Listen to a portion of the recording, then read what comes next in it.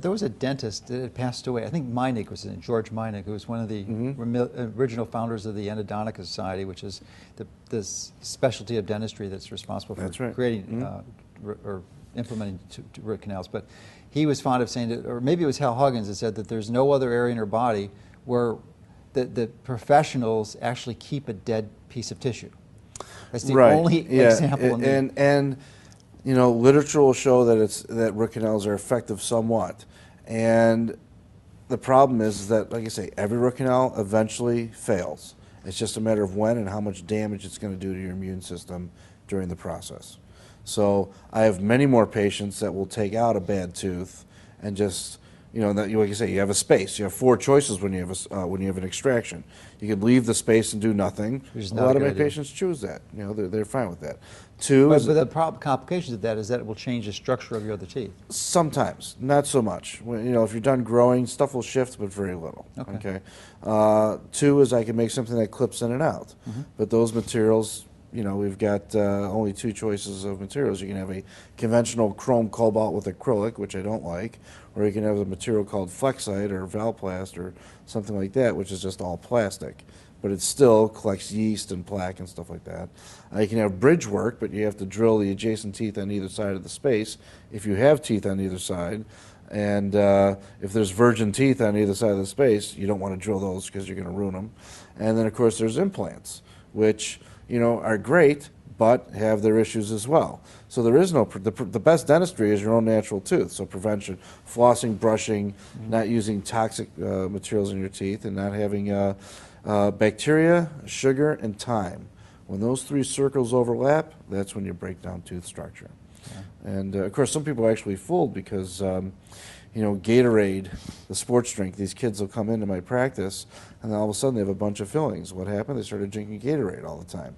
And it's not just the sugar in there. Gordon Christensen, who's a dental researcher who's been around for 40 years doing conventional dentistry and dental research, did something called the dissolution rate of a tooth structure. So Coca-Cola is 2.5, Gatorade is 20, Red Bull is 27. So all my computer techs that sit around all day and drink the energy drinks, rotten on the inside of their mouth. Because it's not just the sugar, it's the acidity, which now leads back to almost how you treat people. When you have a chronic infection somewhere, the body becomes acidic. So 2 things, you know, if somebody comes in with a toothache or an abscess, they're not going to get numb because the anesthetic doesn't work at an acidic pH. That's why bad stories, you know, this root canal was horrible or this extraction was horrible. But once again, it's a choice. I can't tell people what to do, I just give them the advice. So if I can educate them about the bacteria that grows in root canal, which is basically fecal bacteria of 30 virulent types, fecal is usually number 1. You know, people ask, how does my poopy bacteria get into my tooth? So it's in your bloodstream, your blood is not. So teaching people holistics, you know, it depends where you start. A lot of people watching this. Well, and it's an environment that doesn't have oxygen, so it's an anaerobic environment. Oh yeah, and by the way, and some bacteria actually can convert between aerobic and anaerobic. So when even when you're doing a filling, you know, that's the thing is that, you know, the reason composites get such a bad rap is because most of them aren't done with the dental dam, the tooth structure isn't really prepared properly, and the directions aren't followed. And so, of course, they don't last as long. Any material lasts a long time if it's done properly. You know, that's why mercury fillings are so great, because they last so long. Right? Continuing on trying to find a dentist like yourself who's really educated and has done the extracurricular activity, usually outside of the profession at these meetings, to get up to speed with the latest techniques in healthy dentistry. IOMT is one, as you mentioned. Are there others that people can, other resources? There's the Holistic Dental Association. Usually, you know, like I say, how you can ask your dentist. You don't have to find a new dentist. I mean, you can even convert your, you know, which is ideal. I can't see every patient that, well, you know, no, ideally, if you can convince your dentist and enough people come to them, him or her, that they become interested in this and see the light, then they can help so many more people. Yeah, and they have to believe that what they're doing is correct. And I wish that my technique of what I did in my office was standard operating procedure taught in dental school. I would give it all away for free and all the information. I'm not in this for the money. I make a living as a dentist, and that's fine for me, okay? and I'd be happy to convert every dentist and teach them exactly what I do. It's not brain surgery, literally, and it's not hard. I don't know why my profession won't take it up. Do you have any thoughts as to why? Well, I mean, once again, they'd have to be admitting that the restorations are toxic, and even setting that aside, how about just have a great technique for when they're removed, because you're poisoning the patient as well there. Well, does it boil down to the mindset that they don't believe it's toxic, and that I've been working with them for 50 years, and I'm fine, and all my patients are fine, and maybe all my staff is fine. Right, and maybe they are, but how can you measure that? For example, my wife went to Walgreens to pick up her prescription, and the pharmacist said, hey, you should get your swine flu vaccine. And she said, well, my husband's concerned about it because there's mercury in the vaccine. Okay? And he goes, oh, there's more mercury in your drinking water than there is in the vaccine. Just take the shot. Now, he's giving professional medical advice that he's not licensed to give, number one. Number two, how much mercury does he know that's in my drinking water, and what type of mercury is it? Three, how much mercury is in the vaccine, and what type of mercury is it? Because mercury is not mercury.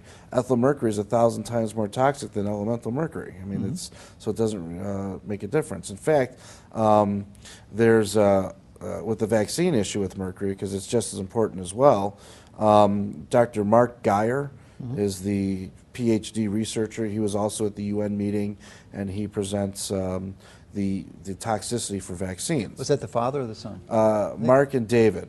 The father's Mark. The father's Mark. The son is David. So he's an MD, PhD, I think. Yeah, right. And so, he has the congressional report where they falsely used methylmercury toxicity levels to determine ethylmercury toxicity levels. There's never been a study done on the toxicity, and yet we're putting it in millions of people. I mean, it's ridiculous, okay? And how is it affecting people? Like you say, do kids have autism, or do they have neurological damage from heavy metal toxicity, being incorrectly diagnosed as autism? So, you say, patients watching this, if they're going to have more kids, let's say, why would you want to soak them and bathe them in mercury vapor? Get them out, have healthier children. You would think that, how am I going to get the American Medical Association to make that standard operating procedure? It's an amazing fight. I've been on the radio, I've been on Air America, I had a show, talked about mercury and fluoride toxicity and all this stuff before. And, as one of my friends would say, keep honking your horn, eventually more people will turn around to see what's going on back there. Have you received any professional backlash for your positions? I would say that most of the dentists in my community don't like me very much. I really don't care because it's most important to the patients. If these guys don't want to, their patients come to me. Eventually, if they don't change their ways, I'm the state of the art. Yeah. And so then perhaps one of the reasons that the 50% of dentists still using mercury are unwilling to stop is a fear of losing business, where in your experience has it been that well, they would gain business because is that the reality? Right. Is that because you're practicing a better dentistry, you're going to attract more people? Here's a perfect example. On NPR radio, there was a guy who did a study with Delta Dental, and he said that he looked at which is the primary Delta Dental is the largest insurer, and they are very difficult to work with and deny things left and right. And you can't just diagnose off an X-ray. It is only one component of diagnosis. I happen to have a camera in my office that magnifies 300 times. So I can make a piece of a tooth look this big. So I can see all the fractures and recurrent decay that you can't see on an X-ray.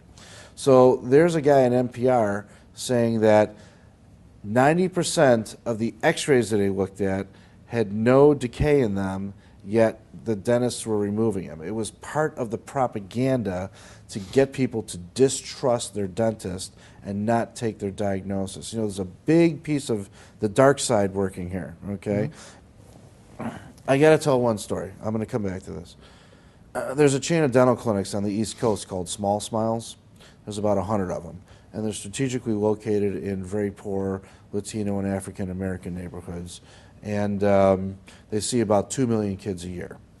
And when I was in Japan, my holistic group emailed me this article, said, well, I've got an author who did this great article about this clinic, and maybe she can do an article about mercury fillings. So the article was that the dentists are overworked, they have to meet their corporate quotas, and they're doing extra work that's unnecessary.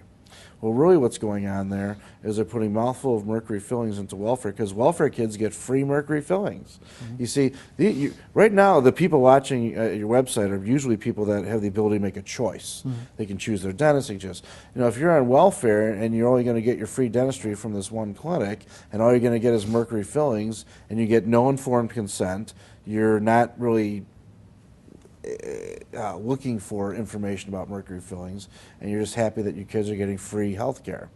So this clinic is putting in mouthfuls of mercury fillings into these kids every day, and also catching them up with their vaccines. So they're getting mercury vapor from the filling, plus the excess that was swallowed in the raw mercury, the little bits that went down, plus the ethyl mercury. And so how are they going to test in a few years? Is that going to affect their mental acuity? And of course, oddly enough, the corporation that owns this welfare dental clinics is the Carlyle Corporation. I don't know if you're familiar. It's the largest defense contractor in the world. You can look them up, Google Carlyle. And the reporter was an investigative reporter. She actually works for the Department of Health and Human Services. So this whole, why couldn't she see that the story was about making kids mercury toxic? So the military gets free mercury fillings, HMO insurance programs, free mercury fillings, and half the dentists in the United States tell their patients mercury is safe and effective, and the other half, are changing their ways, but still not doing the techniques properly. So we still got a long way to go. So what other examples have you seen of this big lie that persists in dentistry? Because I'm sure you've seen a number of them. Yeah, the more compelling ones. Like I say, trying from an insurance company aspect, they want to drive a wedge in the relationship between the dentist and the patient, so the patient goes to the dentist less often and has less claims, so that the liability is down. Most of my patients use their insurance maximum every year. Okay, so if that's how insurance works, right? You have 5 people have to not go to the dentist. Out of 10 people, 1 person gets the max, 2 people get half, and the other 7 would get little or no service for the year. So in my model, everybody's getting all their services used. The insurance company goes out of business, so they don't like me very much. But I can photo document. You say, send an X-ray.